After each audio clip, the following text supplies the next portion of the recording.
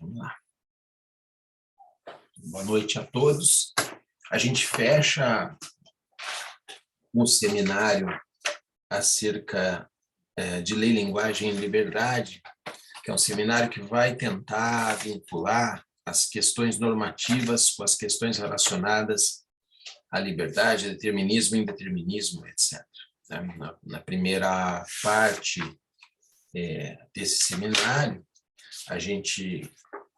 a Mariana nos trouxe alguns comentários exatamente que permitiram, de um lado, situar o problema do livre-arbítrio nas origens jurídicas do problema, né, com a progressiva transferência para a base filosófica desses problemas, terminando por um panorama da disputa entre determinismo e indeterminismo, onde o professor Vives, de alguma maneira, já vai remeter aos trabalhos do Davidson, que vai ser a base da segunda parte do seminário, né, que a gente vai trabalhar a partir de agora, com o início dos comentários por parte da Roberta Martinique.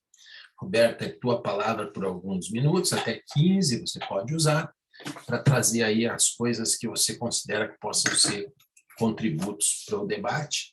Depois eu passo a palavra para os teus colegas e complemento ao final com algumas observações, certo? Fica à vontade. Obrigada, professor. Será que eu consigo compartilhar minha tela? Eu fiz uma Se eu apresentação passar rápida, a condição de anfitrião para você, mas daí, fim do trabalho... Se não der, também não é necessário. Não, dá sim, É só dá sim. Eu passo a condição de anfitrião para você, mas fim da tua apresentação, você tem que devolvê-la para mim, porque é a condição do encerramento da gravação, sabe? Ah, é verdade. Tá, então, ali nas opções mais, tá? Você entra nas opções no mais, e eu vou colocar tornar anfitrião você. Você está vendo, né? Alterar um anfitrião.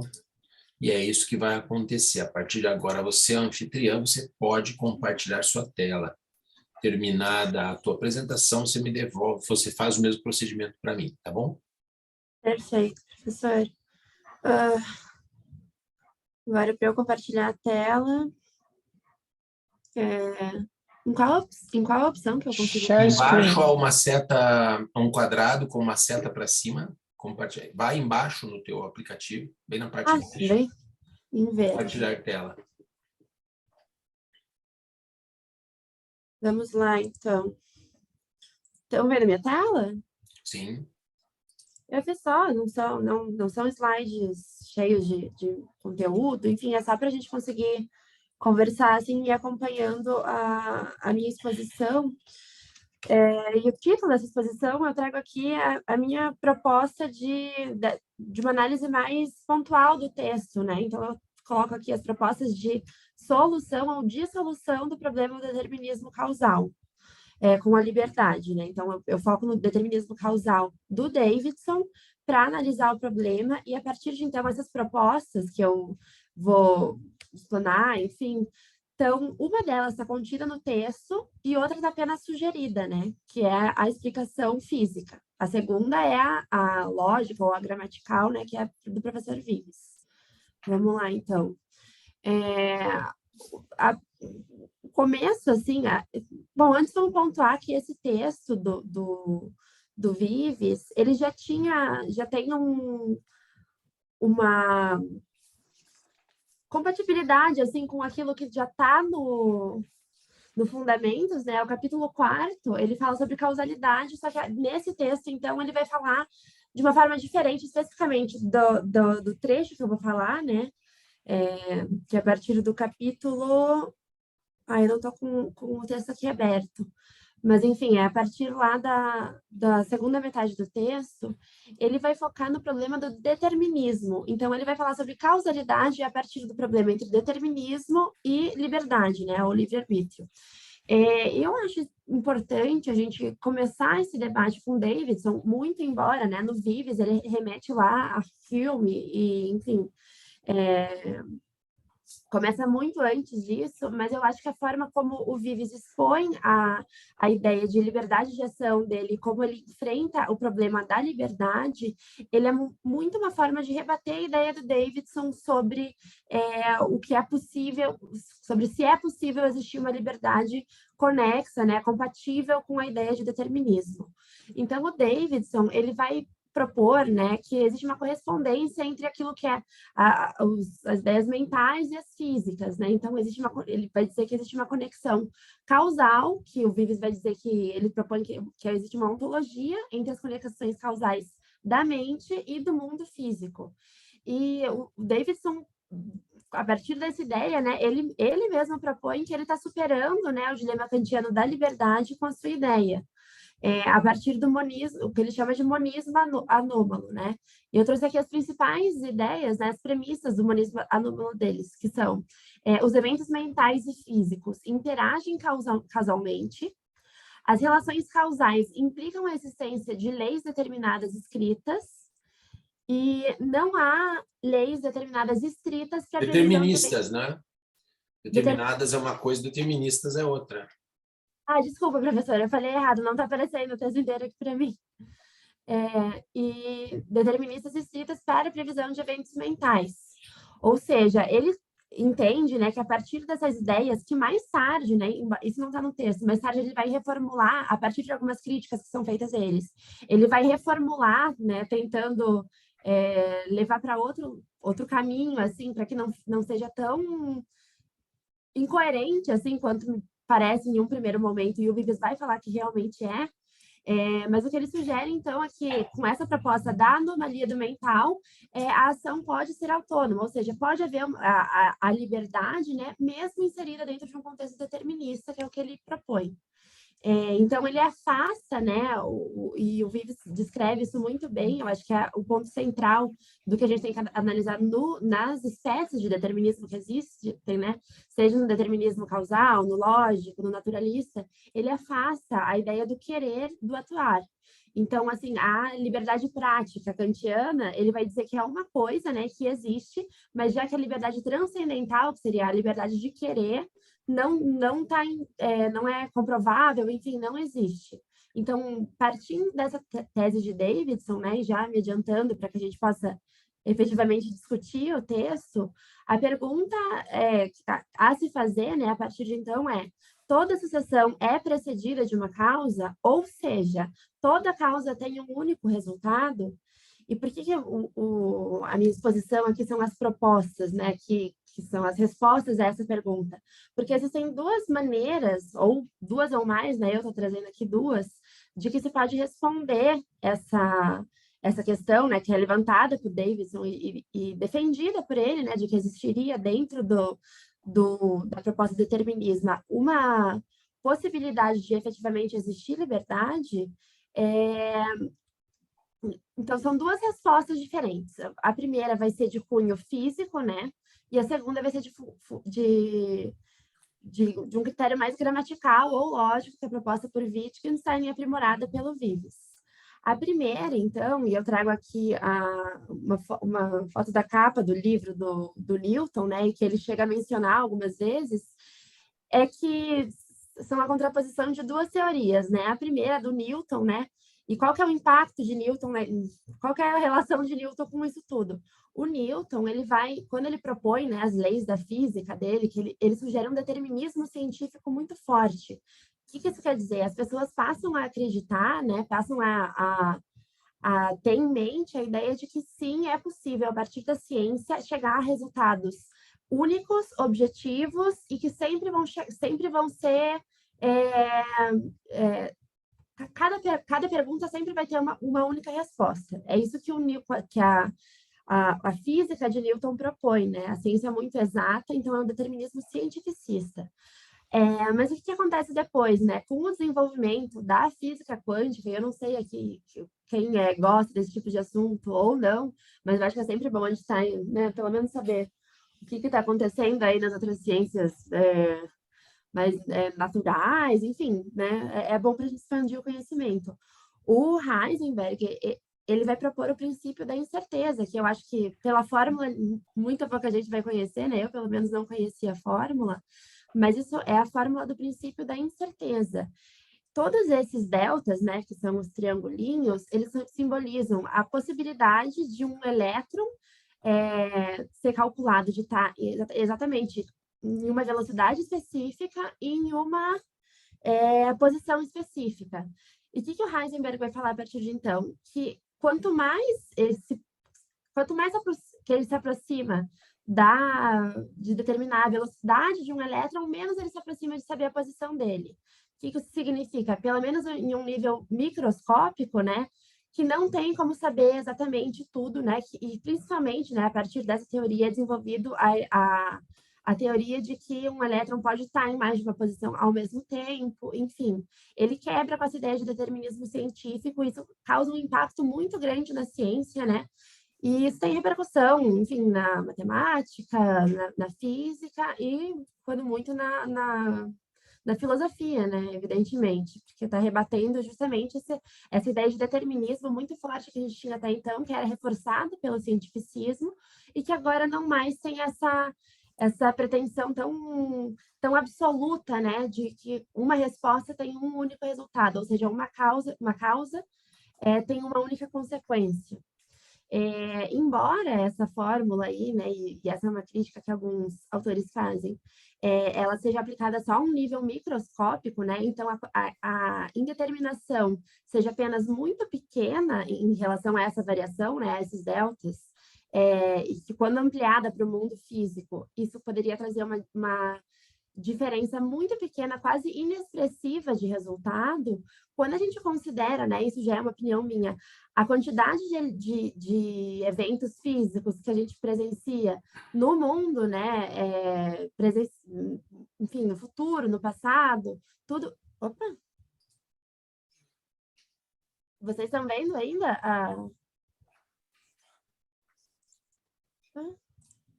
Vocês estão me ouvindo?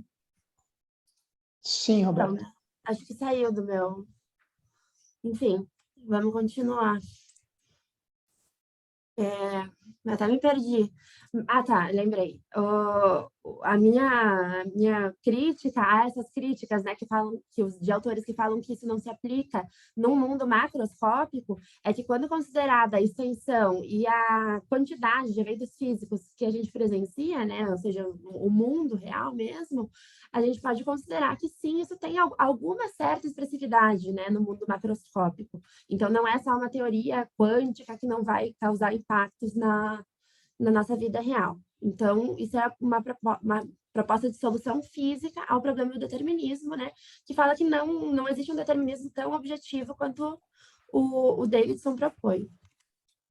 A segunda posição, né, que daí já é mais entrando no texto, é uma solução gramatical, né? E esse termo gramatical já vem da filosofia do Wittgenstein, que vai falar que esse conflito entre liberdade e determinismo, ou seja, a causalidade e o livre-arbítrio, não tem tanta importância, ou seja, não pode ser resolvido por meio da argumentação. Então, o que o Wittgenstein e o Vives vai aprimorar essa ideia é que a ideia de livre-arbítrio dentro do contexto do determinismo ou do indeterminismo não é por onde a gente vai conseguir chegar a algum resultado expressivo para fins de análise no contexto jurídico, criminal, né?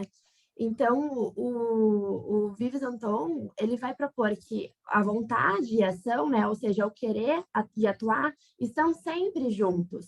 Então, e daí ele vai falar que a liberdade de ação, né, proposta que ele propõe, é uma mitologia na medida em que a ação só existe nela mesma. O querer está dentro do atuar, e por isso a ação só existe nela mesma, né? Não tem como dissociar o elemento do querer do dissociar.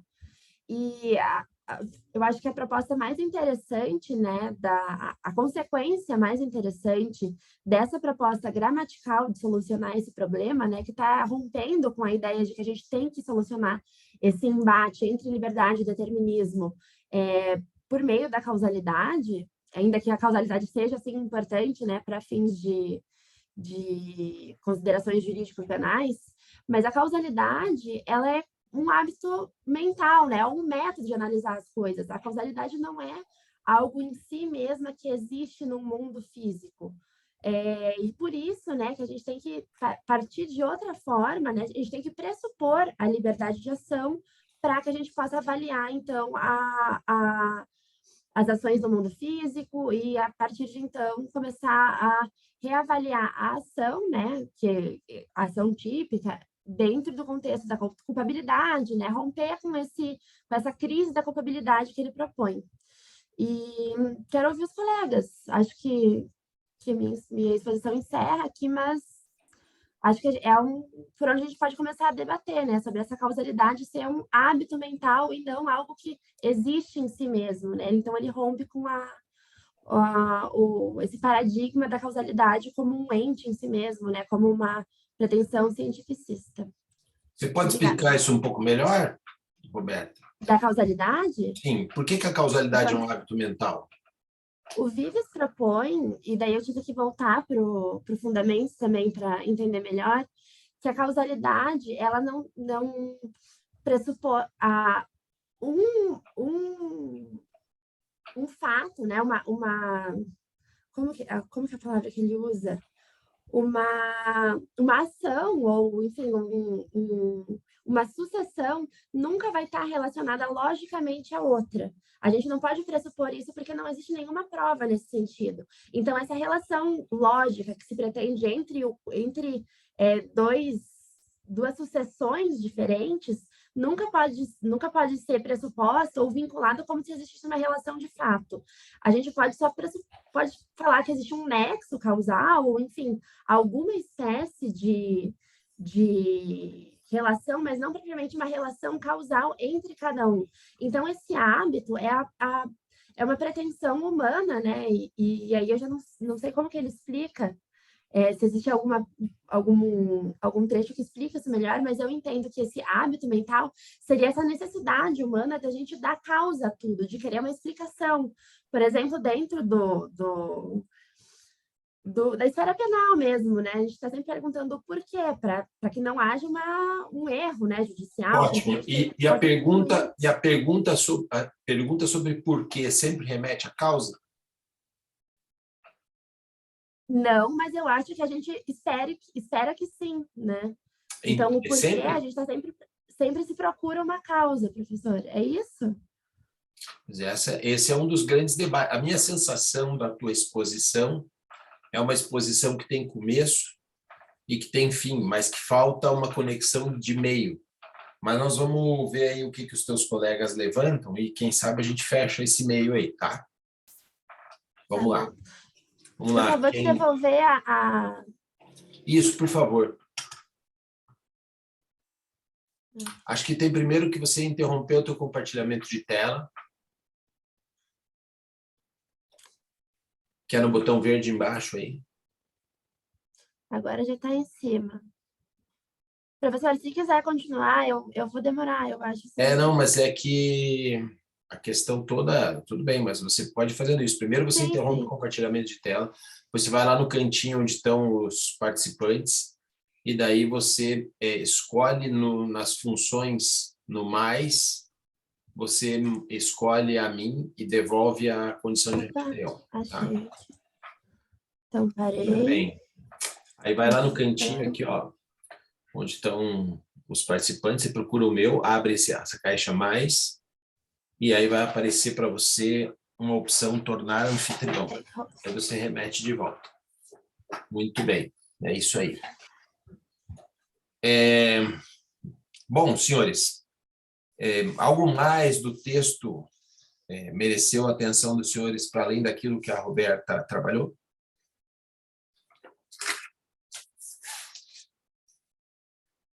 Como é que é? Ninguém?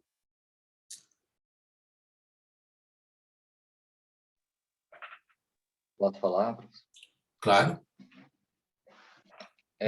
O que me chamou a atenção até para fazer um termo, até me surpreendeu, porque eu lembrei de um estudo que eu fiz até um fichamento para a aula de processo penal do professor Lucchesi, do Michele Tarufo, sobre a prova, e ele usa o mesmo exemplo quando ele fala de determinismo, da questão da da investigação científica, que ali na página 81, se eu não me engano, do PDF, deixa eu ver aqui, que fala do Wittgenstein, ele A fala página do que livro não é essa.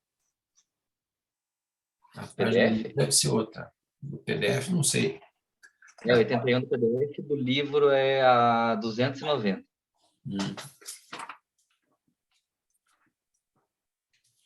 290.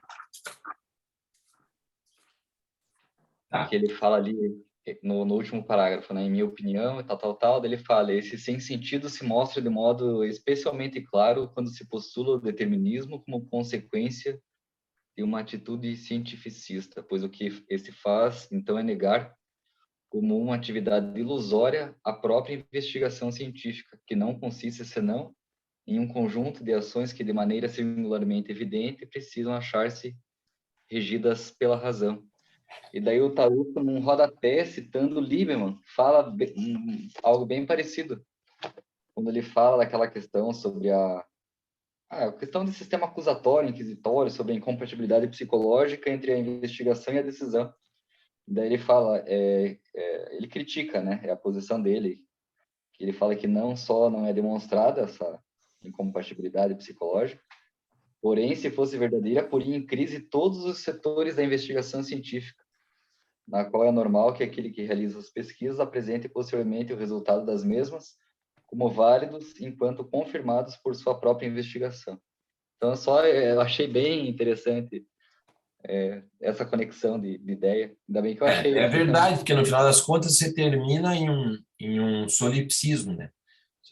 A ciência é determinista por excelência, mas o determinismo aniquila os pressupostos metodológicos da ciência. É uma coisa que no final das contas não se explica muito, né? É por isso que se você observar, depois tem uma passagem que ele faz um chamamento aos principais autores deterministas, né, as principais teses deterministas do Stuart Mill e etc. E tal. Ele diz, olha, no final das contas, todo mundo, esse pessoal aí termina tudo num ato de fé. E é verdade, né? No final das contas, tem que terminar num ato de fé, porque senão fica incongruente. E aí, ou seja, o cientificismo do determinismo termina em metafísica. É uma coisa bem curiosa. Você entra com o cientificismo para ser antimetafísico e termina na própria metafísica. Se não for assim, se aniquila, né? Então, essa incongruência é uma... Mas tem várias outras incongruências destacadas no texto que mereciam atenção. Essa parte do texto eu considero que é uma parte, de fato, difícil, né? Porque o Vives faz uma coisa, eu já havia alertado vocês antes, né? O Vives faz a parte do pressuposto que o seu leitor leu o que ele leu. É falso, né? Então, ele tem o hábito, por vezes, de convidar autores representativos de um determinado ponto de vista para, com eles, dançar o baile em questão, né? E nesse tópico aqui, do item 4 para frente, em que vai se discutir, e veja, são coisas importantes de discutir, ações, razões e causas. Então, aqui veja que é um título proposital que não tem,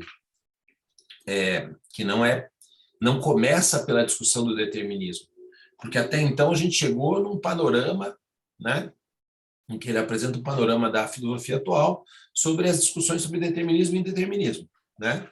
Agora, o que ele quer saber é para que serve, já que em direito a gente trabalha com ação, e ele vai em vários momentos chamar a atenção para o direito, a partir dos próprios filósofos, usando exemplos jurídicos, né? E chamando o direito para a questão, porque é o direito que vai discutir ações e fundamentações dadas por razões, né? E também imputações determinadas causalmente, né? E tudo isso inferido a partir de pretensões deterministas. Então, o determinismo aqui é um objeto observado por lentes que são lentes relacionadas às ações, razões e causas. E o livro convidado para o baile é esse aqui, ó. Esse aqui é um compêndio de ensaios do Davidson, tá? Que vai trazer vários trabalhos, e o primeiro deles, olha o título aí. Tá vendo? O primeiro ensaio, ele é referido, ensaio 1, ações, razões e causas. Ou seja,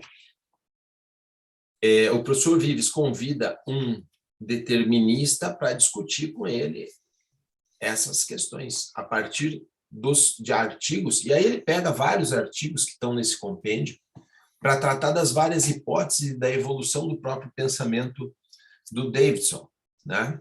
Depois disso, ele vai fazer uma transição desse autor para outros, né? Ele vai explorar o Stephen Tomin, ele vai explorar o von Wright, que são discípulos diretos do Wittgenstein, para daí cair no Wittgenstein e daí explicar o ponto de vista dele.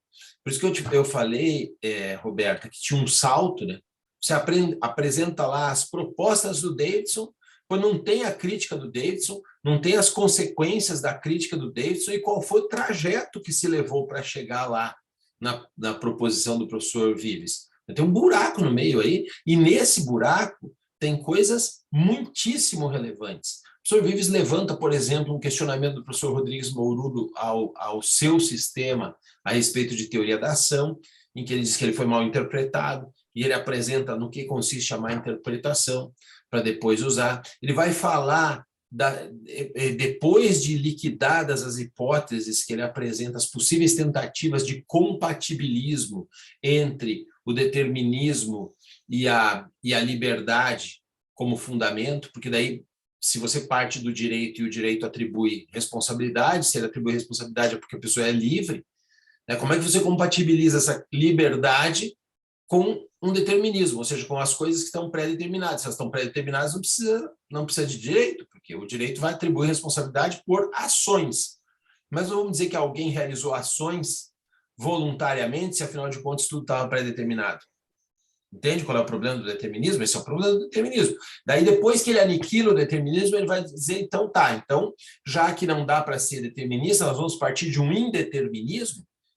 Daí ele mostra como o indeterminismo absoluto também é um problema. Para daí chegar no ponto que você apresentou lá no final. E aí fica fácil de entender por que a causalidade é um hábito da mente. Aí fica fácil para entender. Mas se saltar tudo, aí não fecha, entendeu? Então tem uma série de problemas ali no meio que ficaram meio desfocados na apresentação. Eu acho que não é que a gente deva seguir o livro, mas a gente tem que seguir uma ordem de raciocínio, porque as coisas não podem ficar soltas, né? Claro que é permitido também que vocês se amparem em coisas que vocês já leram, ou em coisas que o texto remete do background de vocês, não tem problema nenhum. O problema é ficarem as coisas assim soltas e não tem nada no meio. E o meio é o que conduz de um ponto para outro, né? Então essa que foi a minha sensação. Então eu gostaria que os colegas, aqueles que se debruçaram sobre o texto, me apontassem questões ilustrativas para que a gente possa fazer uma ordem mais ou menos lógica de encadeamento de ideias para o debate, tá?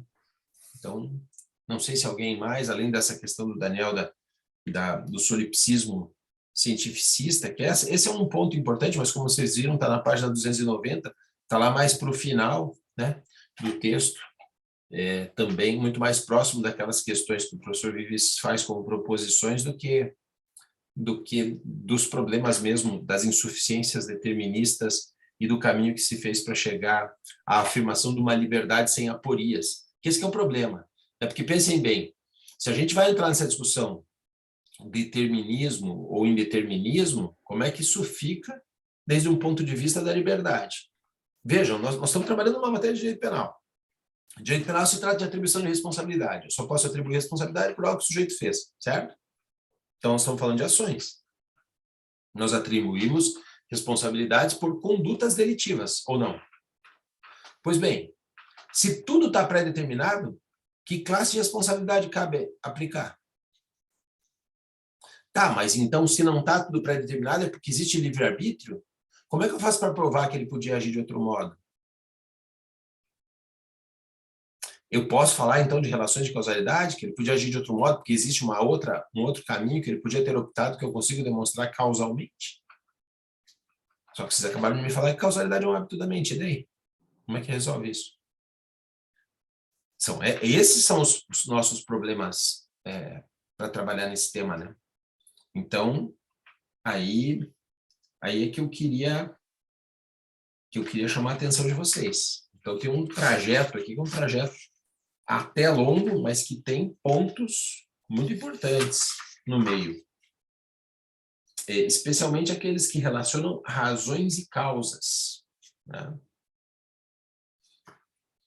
Então, o que mais? Algum de vocês tem mais algum tópico, algum ponto específico do texto que tenha chamado a atenção?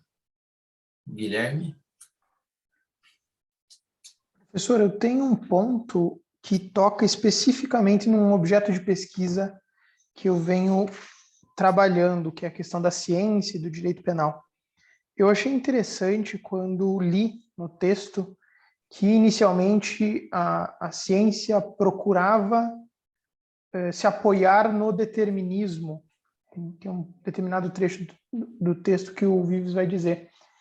E isso me tocou particularmente porque, basicamente, afirmar que a ciência se apoia no determinismo significaria que a ciência tenta buscar o ponto de origem das coisas, ou, enfim, fazer um encadeamento lógico das coisas.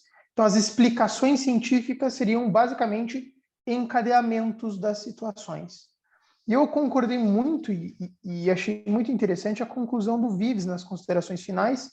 Ele vai falar o seguinte, olha, a ciência, na página 291, bem no final, a ciência, ela pressupõe indeterminismo. Ela, por si só, pressupõe uma certa liberdade que o determinismo não permite.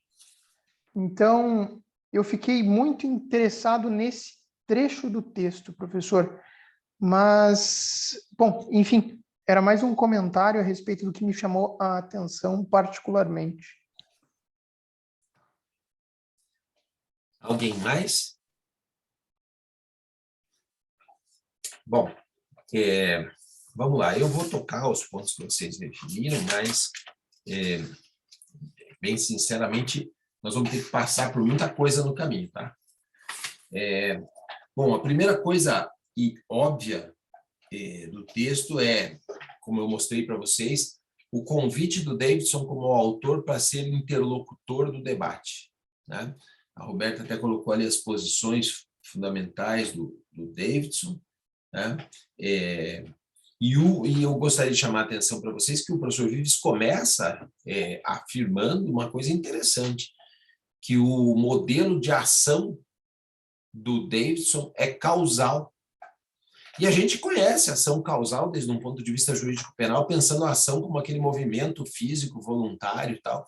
E quando vê a narrativa da explicação citada pelo Davidson, né, num compêndio de artigos aí, a respeito do que ele entende por ação, de certa forma, embora de um ponto de vista mais complexo, mais rebuscado da filosofia, ele termina numa ação causal daquelas clássicas que a gente conhece, do causal naturalismo. Que veja lá, está na página 248. Uma ação particular não é a exemplificação de uma propriedade, mas um evento particular, temporalmente localizado e irrepetível, que pode receber várias descrições. Tá? E aí segue. Né, algumas das quais se realizam caracteristicamente sobre a base de seus efeitos. Então, na verdade, o Davidson vai falando de que uma ação deriva de outra ação. Existe uma relação entre as várias ações, uma relação causal das ações, que elas podem ser identificadas e reduzidas ao seu mínimo. E o mínimo a que ele chega, veja lá no final, se uma ação em particular pudesse ser descrita em termos de movimentos corporais, isso não implicaria que as ações fossem simplesmente ou nada mais que movimentos corporais, mas, ao inverso, isso não afeta o fato de que uma ação em particular possa ser descrita como um movimento corporal. Olha, eu digo assim, olha, o camarada tocou piano. E o que é tocar piano?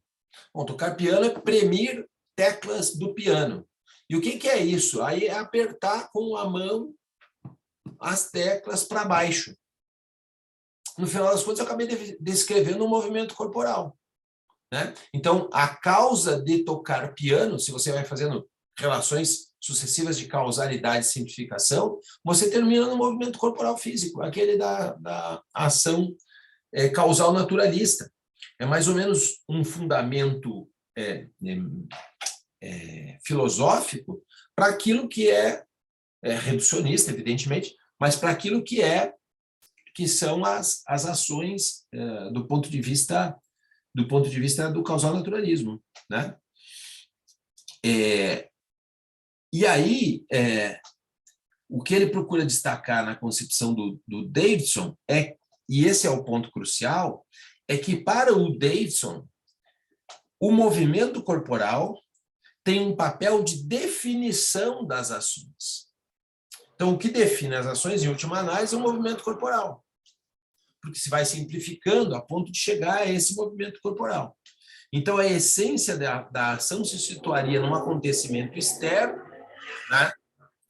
E o sentido da ação estaria contido numa descrição desse acontecimento externo. Tá? Isso é que eu gostaria que vocês gravassem. Percebam, é um acontecimento externo, um movimento físico-corporal, isto é ação, dentro do Davidson, dentro da ideia do Davidson, né? E o sentido da ação se concebe como uma descrição desse acontecer externo, tá? É uma mera descrição, esse sentido que está aí. Claro que ele diz que é incorreto isso, e daí faz uma crítica que eu não vou entrar a esmiuçar, mas que sim vale a pena referir das várias formas de ação que existem. Ele diz, olha, nada impede que uma ação de fato seja, né, apenas um movimento corporal. O camarada que está correndo por correr, está correndo. Né? O camarada que está correndo com um policial atrás atirando, está fugindo. Né? Então, fugir é uma expressão de sentido que se traduz em mais do que correr.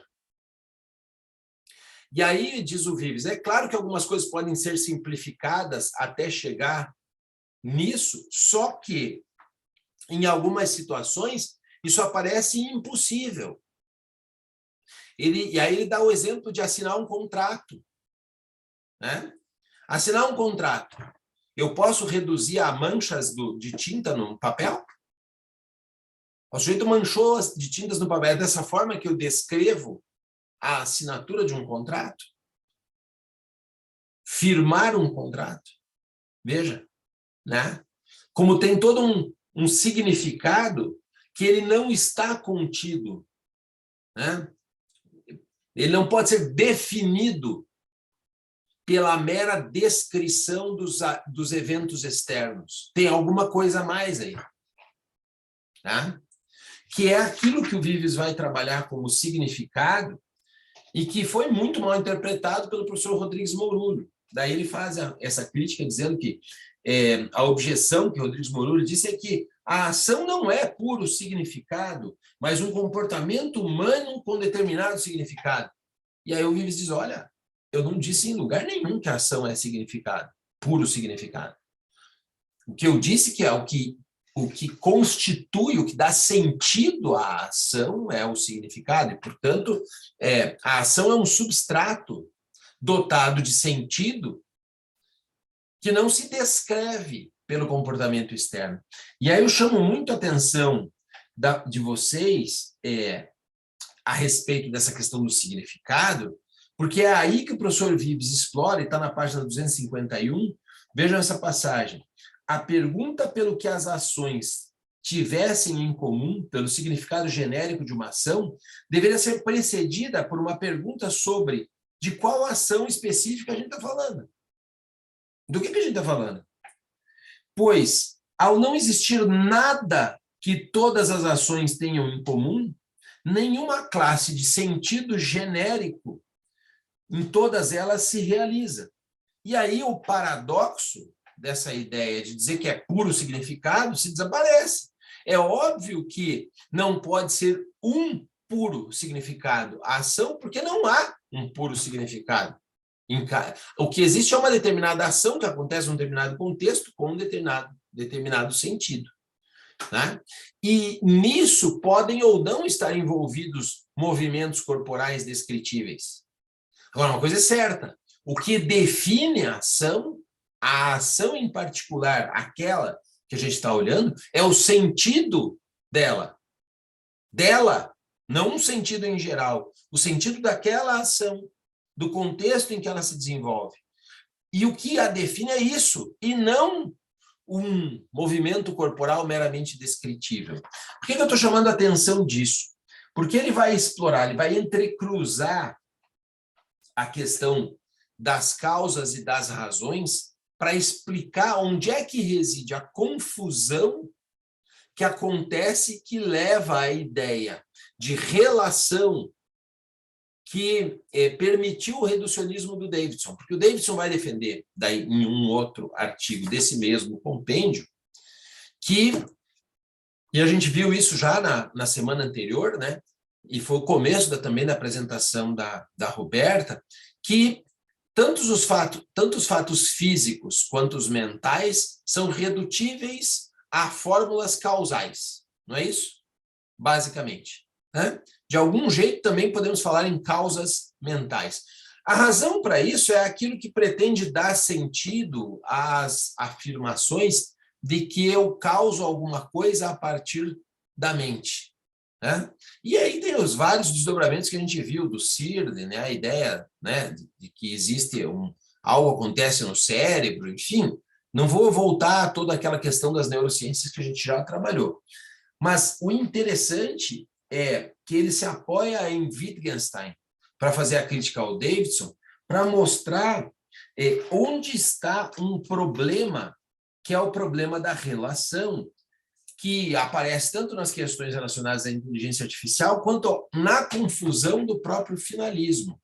Ele vai usar o Wittgenstein para localizar a confusão que é feita entre razões e causas.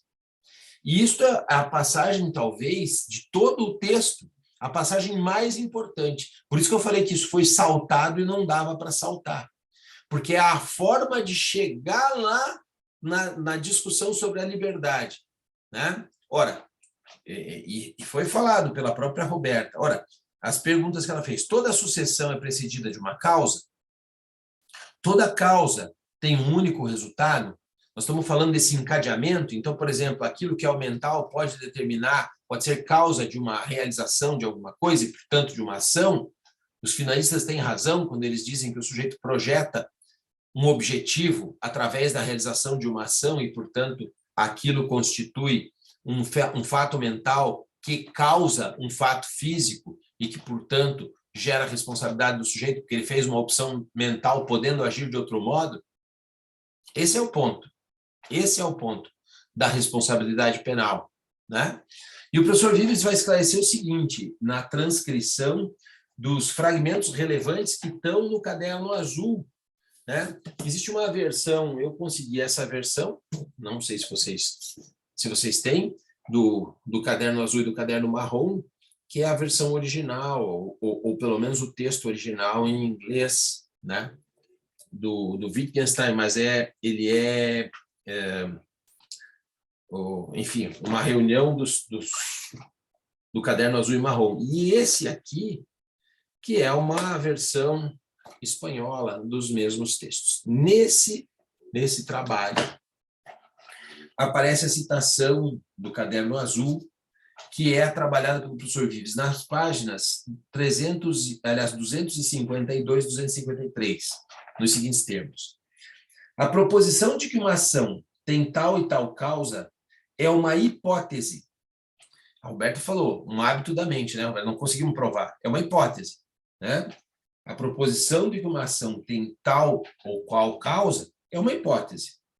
A hipótese está bem fundada se teve um número de experiências que, falando toscamente, concordem em mostrar que a ação é a sequela regular de certas condições, que então chamamos causas da ação. Eu sempre faço esse experimento, já mostrei, acho que alguma aula aqui para vocês também. Eu solto o marcador de texto, ele cai. Eu solto o marcador de texto, ele cai. Eu solto o marcador de texto, ele cai. Eu solto o marcador de texto, ele cai. Se eu soltar o marcador de texto, vai acontecer o quê? Percebe o que está acontecendo aqui? Há uma regularidade de experimentos repetidos. E eu digo, se eu perguntar para vocês, por que caiu o marcador de texto? Qual vai ser a resposta? Porque você soltou. Porque você soltou. Né?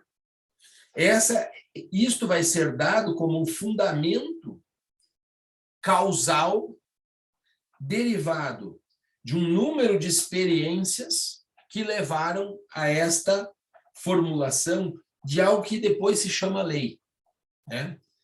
Então, para conhecer a razão que teve para fazer um certo enunciado, para atuar de um modo determinado, olhe bem, isso é uma coisa foi esse exemplo que eu dei. Outra coisa, para se conhecer a razão, não estamos falando de outra coisa, não estamos falando de causa, estamos falando de razões, certo? Causas e razões.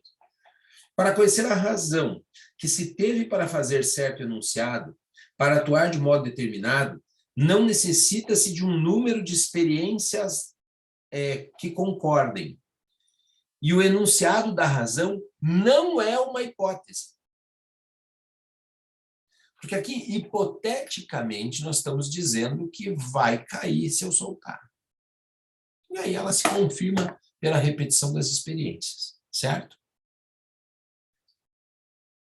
Se eu perguntar sobre razões, por que razão vocês querem fazer mestrado? Vocês dirão, eu tenho vontade de ser professor, eu gostaria de ter aumentado o meu salário onde eu trabalho, eu gostaria de ter aula com fulano, eu gostaria de escrever, de vincular minha carreira à orientadora ciclana. Percebem? Quando eu dou razões, eu falo do teatro interno e não é uma hipótese, é uma afirmação categórica. Eu digo por quê? O que é que eu senti a respeito, né? Então, prossegue. A diferença entre as gramáticas de causa, as gramáticas da causa, e aqui está faltando um pedaço do texto, né? As gramáticas da causa e das razões, é bastante similar à existente entre as gramáticas de motivo e causa. Então, as gramáticas entre razão e causa, e motivo e causa, são muito semelhantes. Da causa se pode dizer que alguém pode conhecê-la, que alguém não pode conhecê-la, mas apenas conjecturá-la. Por outra parte, se diz frequentemente que, sem dúvida, tenho que conhecer por que fiz, falando o motivo, quando digo que só podemos conjecturar a causa, mas conhecemos o motivo. Quando eu faço essa afirmação, eu sei por que eu fiz a afirmação. Fiz a afirmação porque eu estou querendo explicar esse assunto para vocês. Tá? Daí, veja, onde é que está o problema? Ele diz, o duplo uso da expressão por quê, perguntando pela causa e perguntando pelo motivo, junto com a ideia de que podemos conhecer nossos motivos e não só conjecturá-los, dá origem à confusão de que um motivo é uma causa e que temos consciência imediatamente de uma causa vista desde o interior e não uma causa experimental. Então, olha bem, prestem bem atenção. Como é que eu faço a pergunta quando eu quero inquirir alguém acerca do que causou determinada coisa?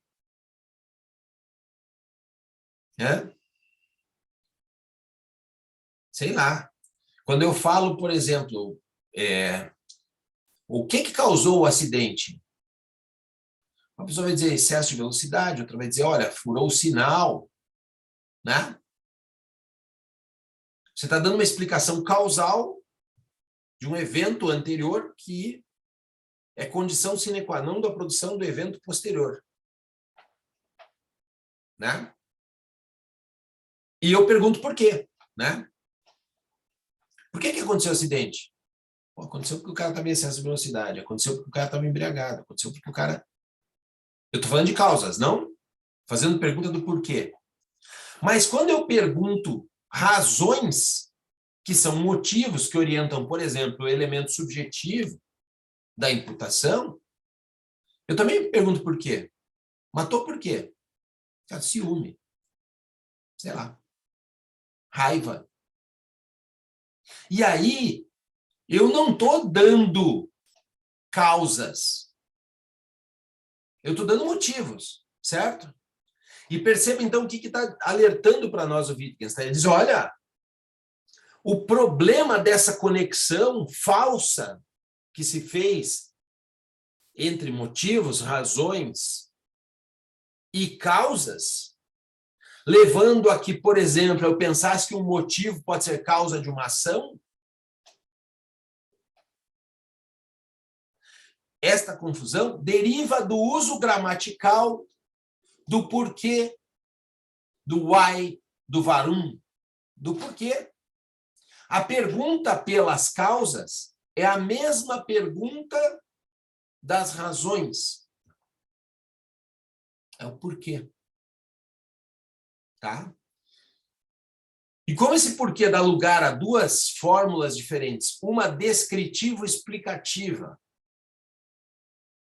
e outra que não comporta essa hipótese, mas apenas dá razões que são dadas como tal, faz com que a gente mescle os elementos dessas duas coisas e pense que é possível falar de razões que sejam capazes de causar ações.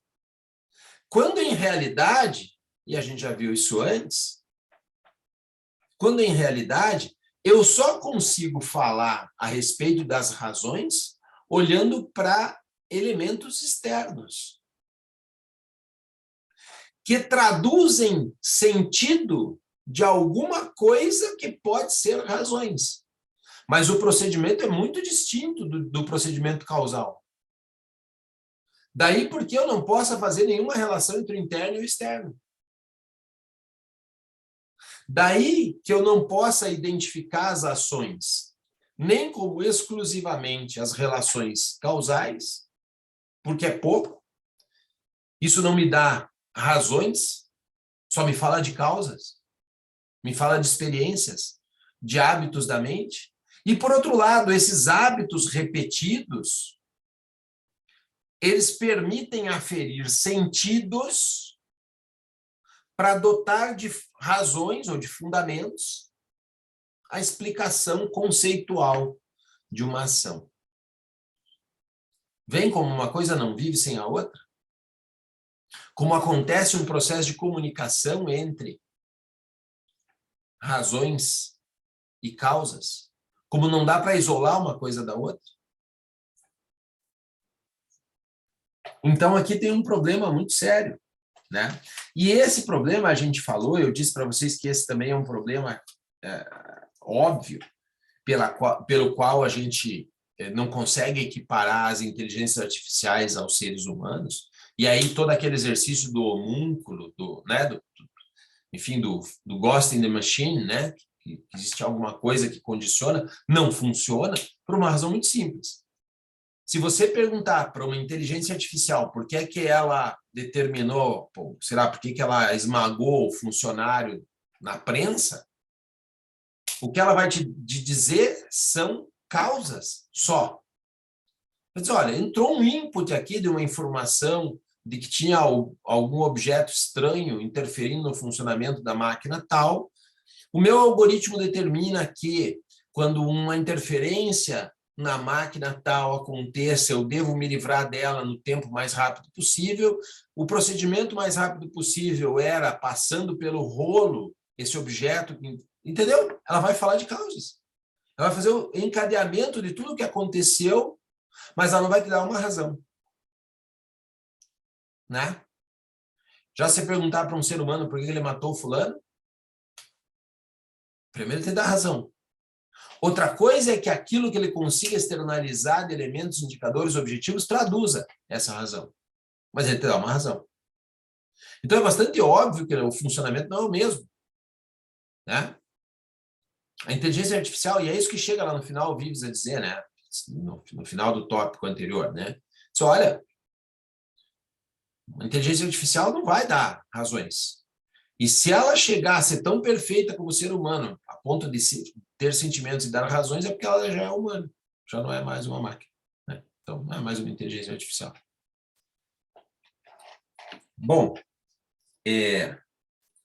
então eu acho que esse é um ponto crucial para o que vem depois.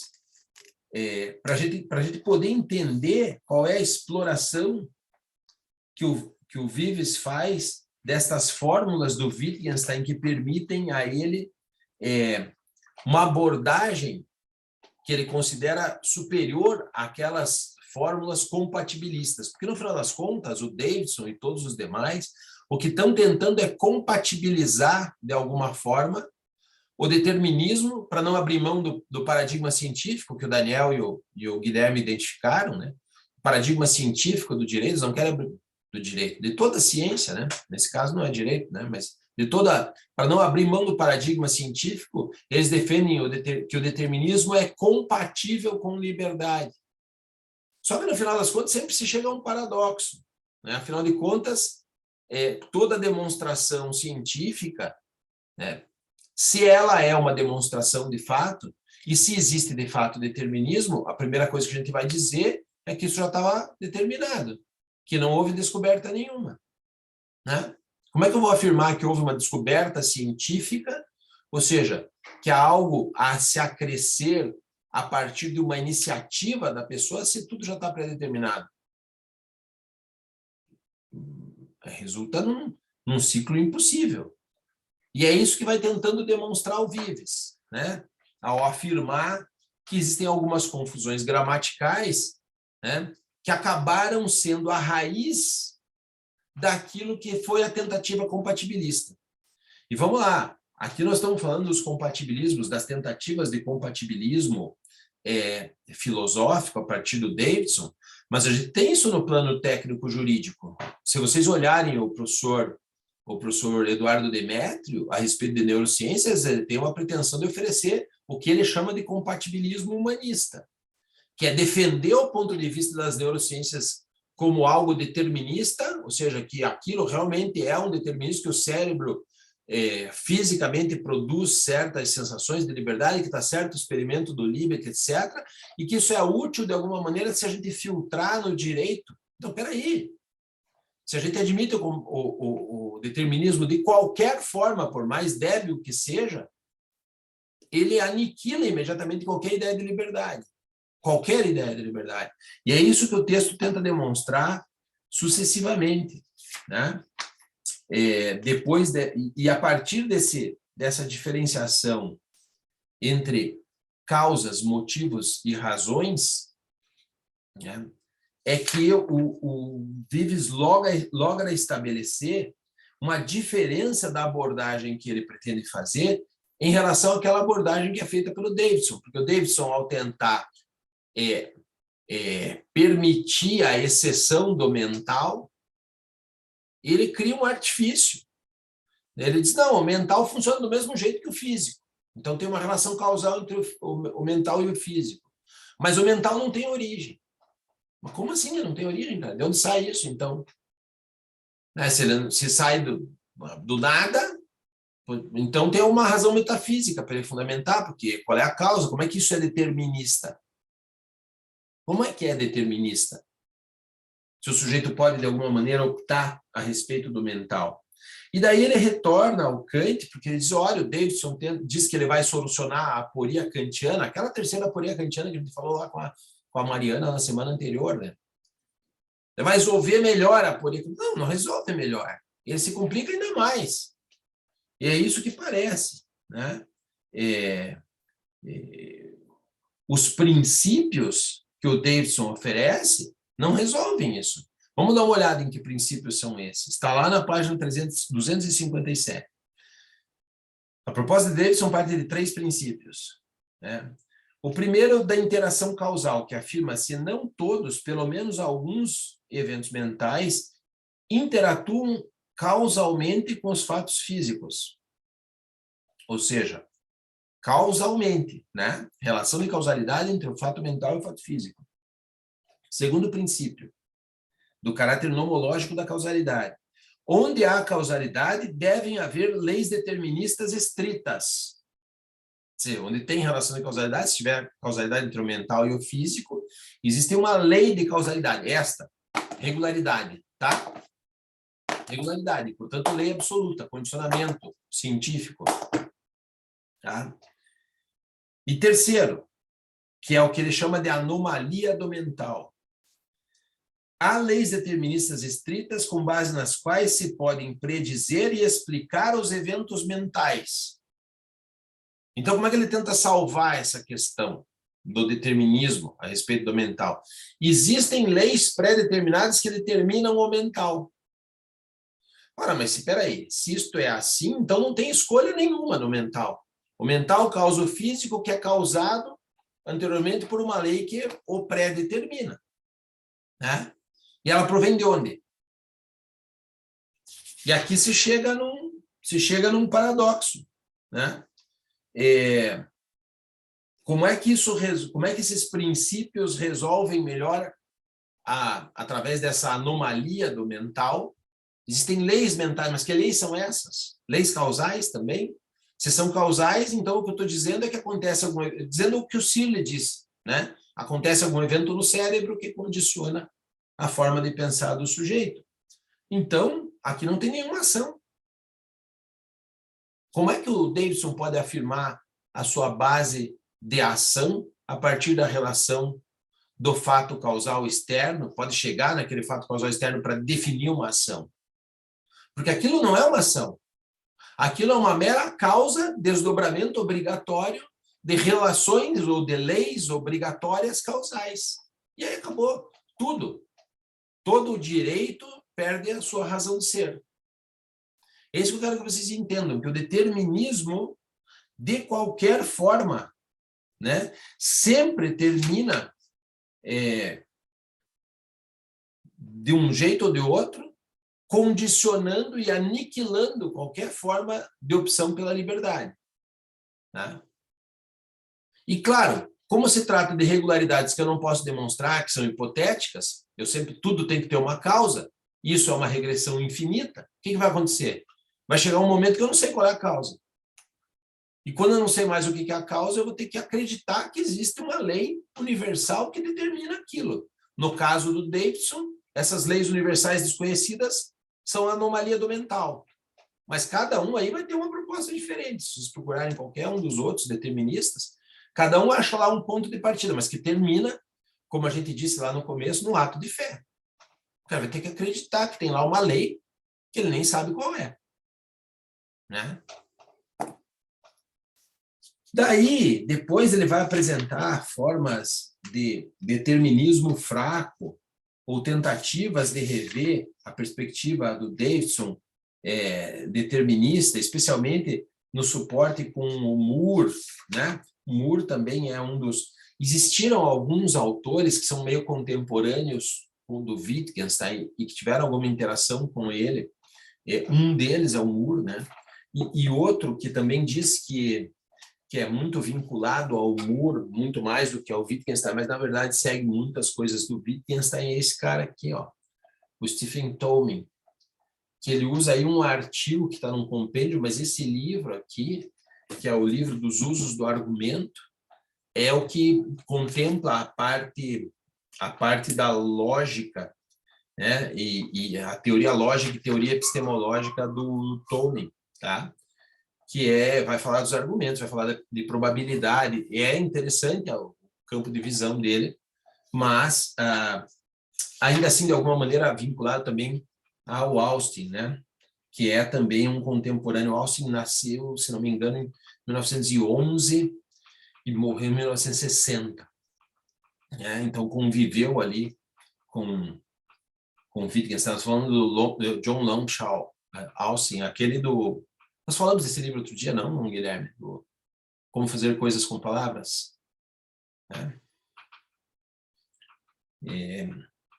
Esse é um dos grandes artífices de um instrumental. Esse aí, exatamente, How to Do Things with Words. Esse é um dos contemporâneos do Wittgenstein, que realmente trouxe uma forma muito importante para a gente compreender a ação.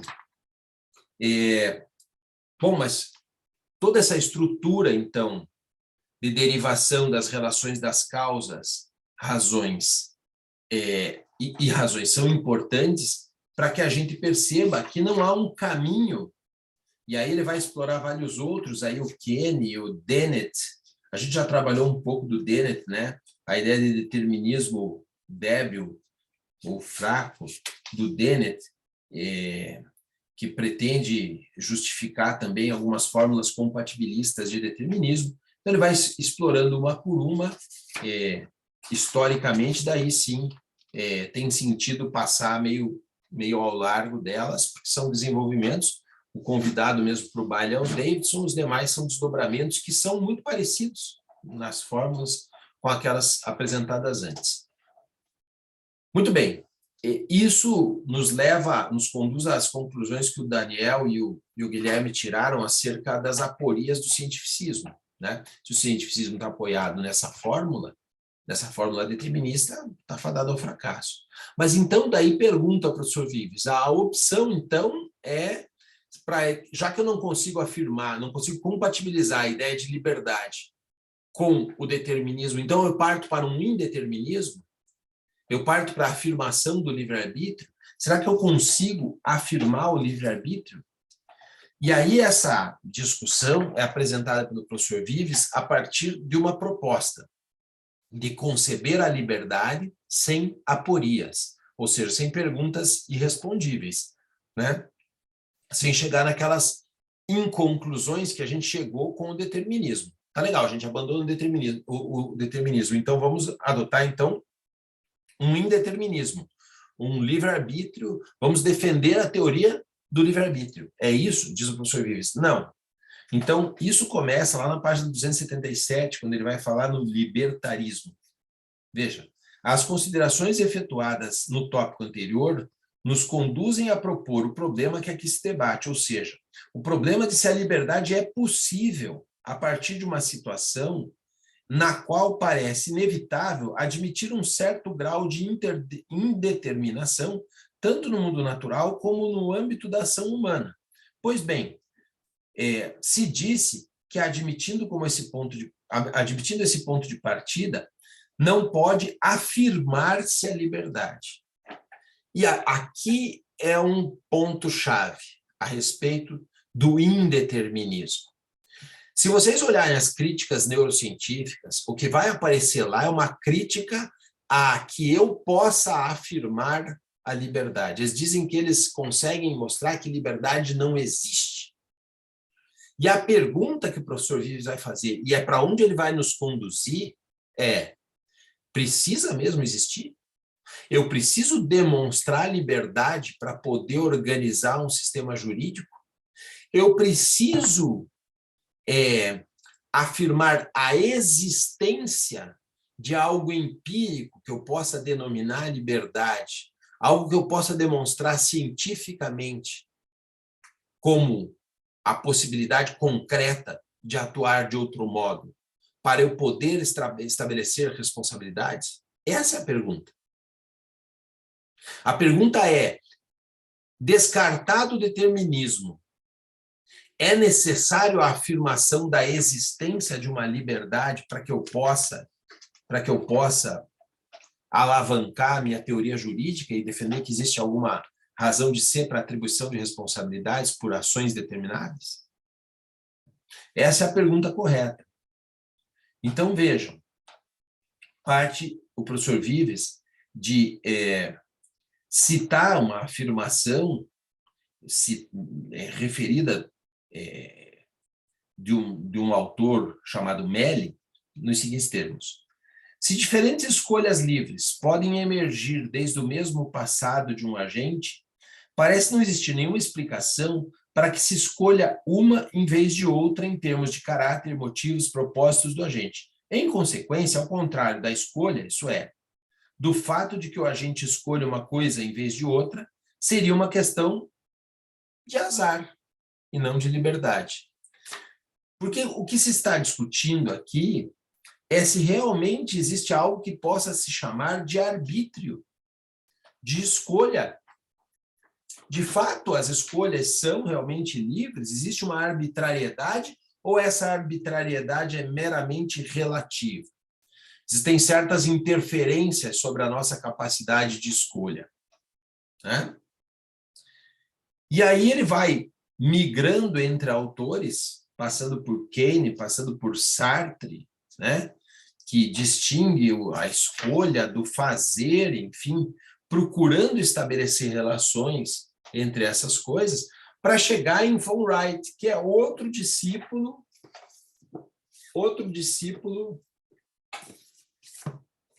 do Wittgenstein, ou outro sujeito que interagiu com Wittgenstein. E esse é a principal obra, né, do von Wright, né, onde aparece compreensão e explicação, a diferença entre uma coisa e outra, mas outro tema também é a relação das normas com a verdade empírica e com a lógica, né? Então, tem um livro que fala dessa relação. Tá? Esses dois são livros explorados pelo professor Vives lá no Fundamentos, nesse aqui, né? Para explicar como que o von Wright apresenta esse problema. Aqui tem uma espécie de resumo das ideias, né? Quer ver? Antes de que a ação se realize, não é possível afirmar a existência de uma relação causal entre a situação prévia e um resultado previsível da ação. Pois, se existisse tal relação, o agente não atuaria.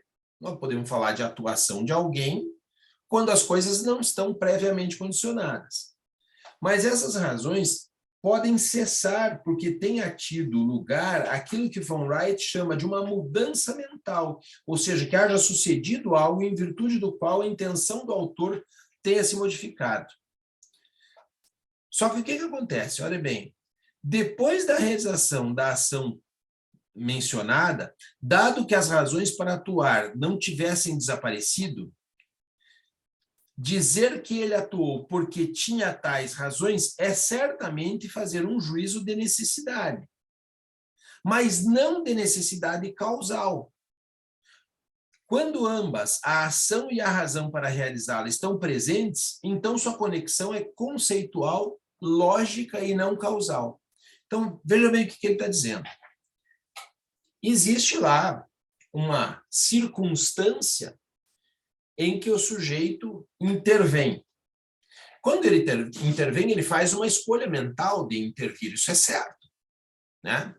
Quando você decide vir para a aula ou não vir para a aula, quando você decide ler o livro ou não ler o livro, ler o capítulo ou não ler, fazer ou não fazer o resumo, enfim, esperado, estudo esperado, existe uma decisão tua, existe um contexto, uma relação de eventos que vão se desencadeando, no qual você pretende interferir com o teu contexto.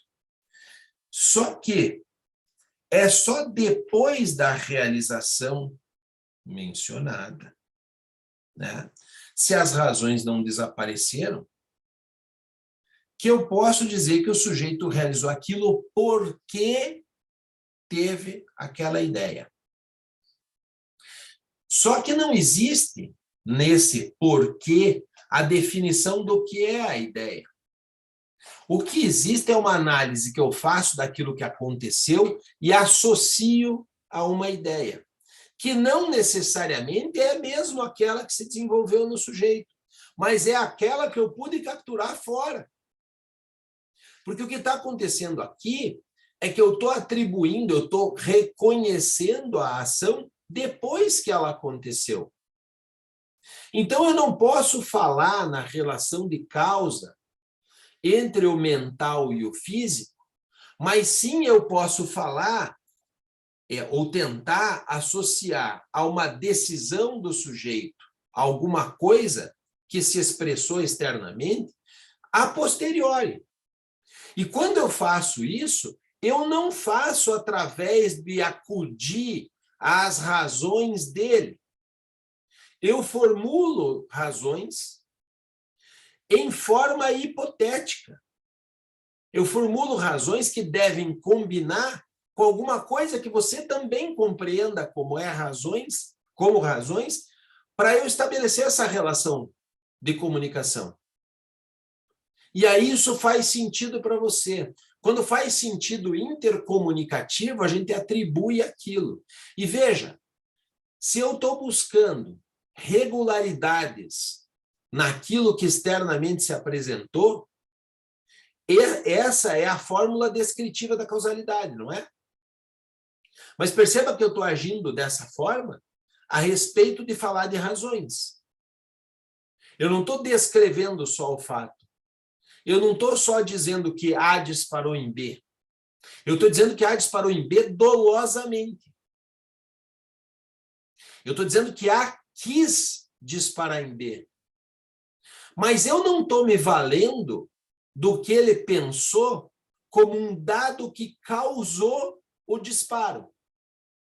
Ao contrário, eu estou vendo o disparo depois que ele aconteceu, olhando para as regularidades do que aconteceu, né?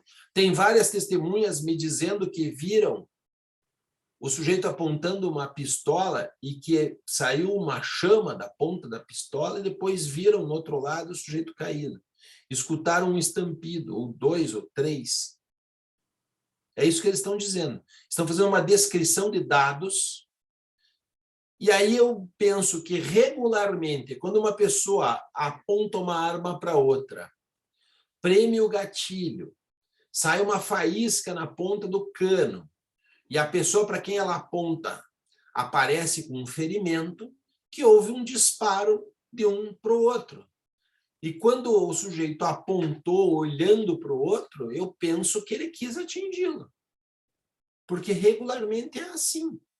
Não porque eu saiba que ele quis atingi-lo. O querer do camarada não é aquele querer em primeira pessoa, é um querer identificado como regularidade no contexto visto a posteriori. Tá? Então, o que ele vai fazer é passar pelo von Wright para voltar para o Wittgenstein, tá? Afirmando que essa relação de estabelecimento de responsabilidades por algo, por razões do sujeito, ela é estabelecida a posteriori. E ela só pode ser estabelecida a partir de um pressuposto, que é um pressuposto não demonstrável, né, de que houve uma escolha por parte do sujeito. Eu nunca saberei que houve essa escolha, mas eu vou verificá-la a posteriori, a partir de certas regularidades, né, e identificar nisso aquela questão básica anterior, que é o raciocínio que o sujeito fez a respeito disso. Portanto, não se trata de afirmar a liberdade, mas de compreender como uma forma de convivência humana a liberdade como pressuposto. Não como algo que existe de fato, não como um livre-arbítrio existente, né? Mas como a forma compartilhada de pensar que permite atribuir responsabilidades de um ao outro. Não se trata de uma afirmação empírica, porque isso nada tem a ver com o empirismo, né? Ela não está contida no empirismo o significado. Eu não posso buscar a discussão de argumentos sem saída para falar disso. Esta é a forma como eu expresso as razões. Entende? Eu respondo ao porquê das razões, intersubjetivamente, dando por presumida a liberdade de ação. Senão eu não consigo dar razões, eu não consigo falar de razões, se não presumir liberdade de ação. Tá? Senão eu não consigo. Então, de duas, uma. E aí eu o Vives, no texto, volta para a aporia do Kant. Ora, se não existe liberdade, não existem razões. Não existe nada. Eu tenho como pressuposto da existência de razões, se há razões, há liberdade. E no meu teatro privado, eu estimo que há razões. Portanto, eu tenho que presumir liberdade. Não se trata da demonstração empírica da liberdade, se trata de um ponto de partida a respeito do nosso modo de vida. Pois não, Daniel? Professor, me veio à mente, acho que ficou bem claro agora, que eu estava só pensando, tentei dar uma pesquisada rápida aqui, mas não achei.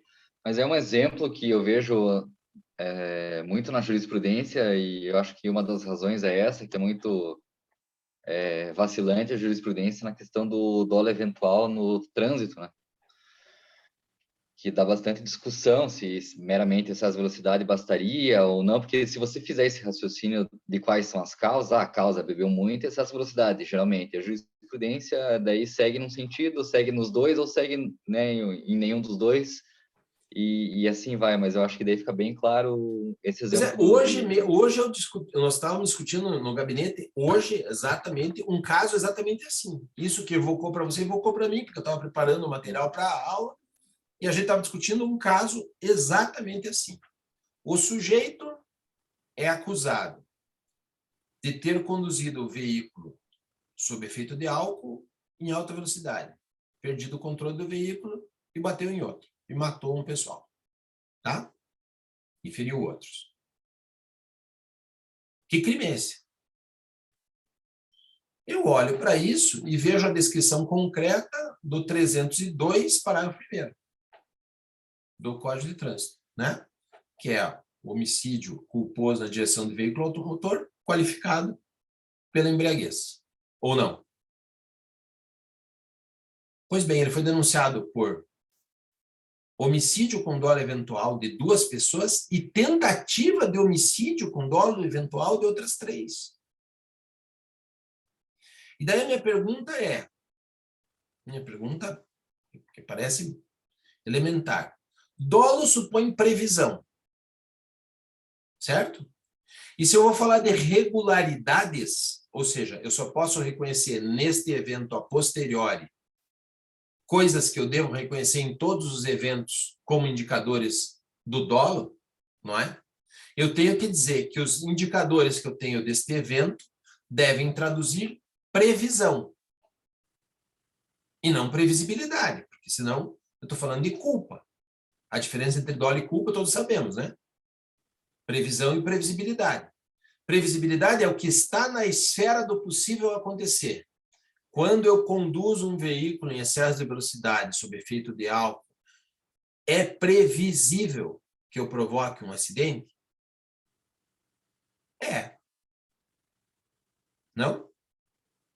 Agora, o sujeito que bebeu e botou um carro em movimento previu a existência de um acidente em concreto, com morte de pessoas? Gente, onde é que está na cabeça de quem está isso, cara? Porque tem que ter previsão, né? E previsão não é previsibilidade. Eu acho que o Atlético Mineiro vai ser campeão brasileiro. Não é isso. Não é isso. É aquela regularidade que a gente fala como um dado, né? Se eu soltar, cai. Se eu soltar, cai. Eu prevejo que quando eu soltar o marcador de texto, ele vai cair. É isto que o cara vê sobre a morte quando põe o carro em marcha? Essa é a pergunta. Porque só pode ser uma regularidade. Não há outra forma de presumir a coisa. E aí eu olho para esse negócio e digo, caramba! E aí teve recurso discutindo isso em sentido estrito. E o nosso Tribunal de Justiça disse, não! Isso é matéria para os jurados. O que o jurado sabe disso, cara? O que o jurado sabe disso? Daí eles decidiram, porque, claro, morreu um pai e uma filha de colo, para o sujeito bêbado que estava saindo de uma festa, num carrão, entendeu? Como assim, cara? Daí o júri vai pelo emocional e não quer nem saber do conteúdo técnico. E aí eu vou a mais. O camarada foi condenado por 2 homicídios com dolo eventual e 3 tentativas de homicídio por dolo eventual, entre os quais a tentativa de homicídio da pessoa que estava com ele no carro, que era a namorada dele. É razoável pensar que o sujeito pretendeu a morte, tentativa, né? Objetiva algo que não alcançou, que pretendeu a morte da própria namorada? É razoável pensar que ele anteviu, ou seja, previsão, a respeito do acidente que poderia ser letal a ele próprio e não se importou com isso? Cara, isso é demencial. Tá? Então, é nisso que nós estamos transformando os automatismos jurídicos, né? Porque nós pensamos só em relação de causalidade. Ah, não, é como você falou. Ah, não, bebeu, dirigiu, dolo. Como assim? De onde saiu isso? Qual é o raciocínio que leva a isso? Qual é a regularidade? Porque, claro, é disso que nós estamos falando, de uma imputação a posteriori. O fato já aconteceu. Eu tenho que voltar para o mental. Eu tenho que saber, né, afirmar linguisticamente o sentido de dolo, sentido de compromisso para com a produção do resultado, ou o sentido de uma dupla falta de compromisso, da falta de compromisso com o resultado, mas também da falta de compromisso com a sua evitação. É isso que eu tenho que identificar, a partir de indicadores externos que sejam regulares transmissões de sentido a respeito de uma ação determinada. Eu só consigo afirmar que um sujeito desses agiu com dolo eventual se toda vez que alguém sob efeito de álcool, e nesse caso meu ainda não tinha nem a prova da alcoolemia, mas diziam que o sujeito bebeu, que dirige um veículo em excesso de velocidade, também não tinha aferida qual era a velocidade que o cara desenvolvia. Mas você sabia que é excessiva pelo estrago que foi nos carros. Né? Entende? Então, essas são as provas que a gente tem. Todas as vezes que o sujeito, sob efeito de álcool, conduzir um veículo automotor em excesso de velocidade, estamos diante de alguém que previu morte de pessoas. É correto, é lógico afirmar isso? Esse é o ponto. Porque é isso que se afirmou nesse caso. E vai existir outros 20 casos que vão dizer que esse crime é um crime culposo.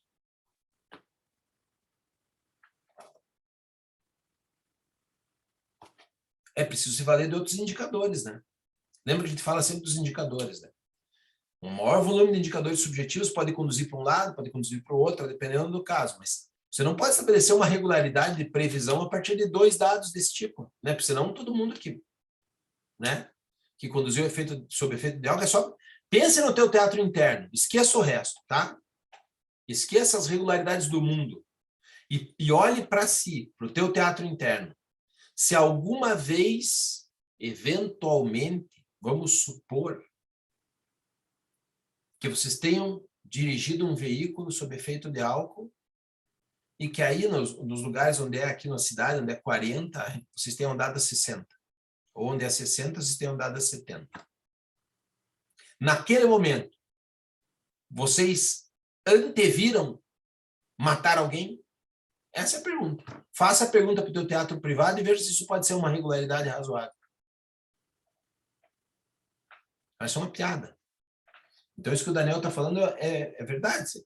Isso que a gente está discutindo é teórico, óbvio, mas tem uma aplicação prática imensa no cotidiano de todo mundo.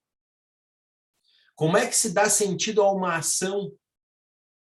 Bom, se parte do pressuposto que o sujeito escolheu alguma coisa. Ah, ele escolheu mesmo, eu consigo provar que... Não vou provar se ele podia agir de outro modo ou não. Não é essa a questão. A questão é, o nosso modo de vida supõe que ele tenha interferido de algum modo. E o que ele interviu mentalmente, não é uma relação de causalidade com aquilo que ele fez externo. É uma expressão de sentido que está no contexto daquilo que acontece, que eu capturo através de indicadores que me permitem descrever razões através do sentido, e não através de regularidades empíricas. Entende? Porque, claro, eu vou poder dizer com toda certeza, do ponto de vista da causalidade, que fulaninho morreu porque ciclano se excedeu na velocidade e estava embriagado, não conseguiu controlar o carro. Causalmente está determinado isso. Mas não é essa a questão em debate. A questão é se eu vou tocar no cara 6 a 20 anos ou se eu vou tocar no cara 2 a 4. Esse que é o ponto.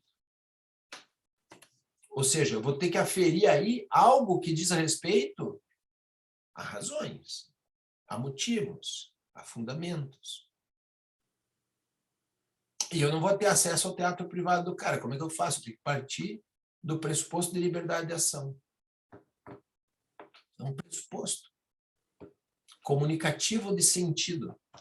Porque senão não houve ação. A alternativa a isso é cair nos determinismos aqueles. Ora, tudo estava determinado, já existia um plano cósmico pelo qual o fulano ia dirigir o carro naquele momento, naquele lugar, sob efeito de algo que atingiu o outro carro, que ia matar aquelas pessoas, então não tem nem o que estabelecer de responsabilidade penal, né? Vamos todo mundo para casa.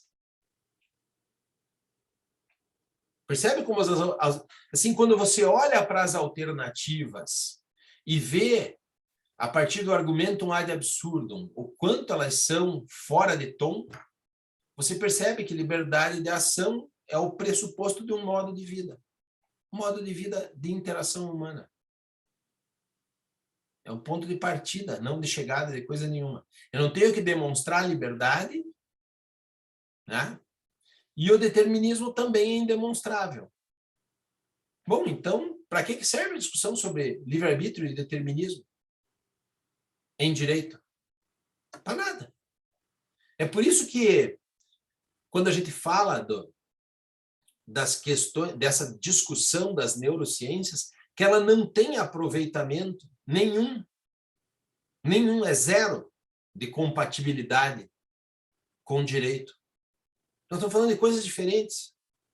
No texto, vocês vão ver isso na última parte, não vou descer também a detalhes, mas o que o professor Vives faz nas considerações finais sobre as afirmações da liberdade é dizer que existe aqui uma pretensão de transposição, por parte do determinismo, né?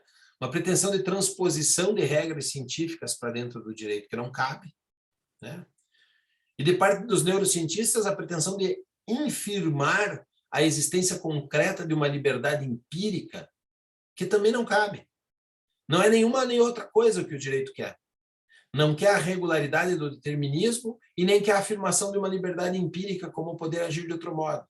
Quer partir do pressuposto de que, ao conviver, a gente partilha certas interpretações de sentido acerca daquilo que se faz e que isso comporta juízos de valores a respeito de convivência. Isso a gente faz com direito, né? Então, toda a discussão sobre determinismo e livre-arbítrio é uma coisa completamente fora de tom, completamente sem capacidade de oferecer nenhuma grande vantagem, né? E isso leva à conclusão do que o professor Vives trabalha, diz, olha, eu gostaria de extrair a ilusão do determinismo da conseguinte afirmação da liberdade, tal e como experimentamos na vida social, duas consequências práticas. Em primeiro lugar, que o castigo e a alienação não só não são intercambiáveis, mas são incompatíveis. Em segundo lugar, a que nem a imagem da prisão e nem a instituição psiquiátrica deveriam situar-se no centro da nossa sociedade, porque não é racional incrementar a exclusão, mas reduzi-la. Por que ele está falando isso? Porque os deterministas, no final das contas, o que eles vão dizer é assim, olha, está tudo pré-determinado, isso aí é um problema mental, é algo que acontece no mental que condiciona a escolha do sujeito que atua causalmente de tal modo. Então, vamos substituir as penas por medidas que sejam capazes de interferir nisso. E ele está dizendo que isso aí é uma fórmula, nós já vimos lá na semana anterior, né, que isso aí é uma fórmula que conduz ao abuso, que conduz ao cerceamento das liberdades, né? E aí ele vai defender aqui que a opção correta é de compressão do sistema penal. E aí termina, certamente não se poderia alcançar desse modo algo melhor que o direito penal, porque não conhecemos nada verdadeiramente melhor, já que o direito penal, no direito penal, pelo menos, o castigo está submetido intrinsecamente a limites constitucionais e sua alternativa, o tratamento, não. Mas o que talvez se conseguiria viver é sob um direito penal melhor. Isso é um direito penal cada vez menos excludente e mais respeitoso com a dignidade dos seres humanos. Por desgraça, esse objetivo não faz parte do signo dos tempos que nos ha tocado viver, mas podemos utilizar a liberdade prática, essa ideia de liberdade enquanto praxis reconhecida intersubjetivamente, que como seres humanos temos para tentar mudar o sentido da injusta realidade que nos rodeia. Então, a proposição que fica do texto no final é o uso da liberdade prática, ou seja, da nossa forma de vida, do reconhecimento de que nós partimos de um pressuposto de liberdade para reconhecer a existência das ações, né? Isso se faz não através de uma transposição do interno para o externo, não através de condicionantes causais, e menos ainda através da afirmação da existência de uma escolha, de um livre-arbítrio do sujeito, né? Mas sim através do reconhecimento de indicadores regulares que transmitem o sentido de algo que foi uma decisão individual, o que permite atribuir responsabilidade. Ou seja, não se trata se trata só de uma descrição de como funciona a operação mental, né? A operação mental, a operação causal e, por fim, como é que a gente dota de sentido prático as responsabilidades. Certo? Então, algo que tenha ficado sem tocar, sim. A Roberta falou do Heisenberg, né? O princípio de indeterminação, o princípio de incerteza, né? Toda a matéria sobre discussão de imputação objetiva e risco, ela está associada de alguma forma a isso. Tem uma passagem no livro de Delito Culposo e Imputação Objetiva do Fábio Dávila, que remete ao texto do Heisenberg, e de lá vocês podem conseguir. Daí eu estava tentando baixar aqui, porque me lembro que tinha um artigo que explica o princípio de indeterminação de um modo muito simples. Eu vou ver se consigo terminar de baixar ele aqui, e daí eu mando para vocês no grupo, aí, ou até aqui no... Ele está aqui, ó. Deixa eu ver se consigo mandar já no nosso chat aqui. Para vocês terem, é interessante ver isso, né? Já que a Roberta tocou no assunto, porque realmente o princípio de indeterminação, ele nos serve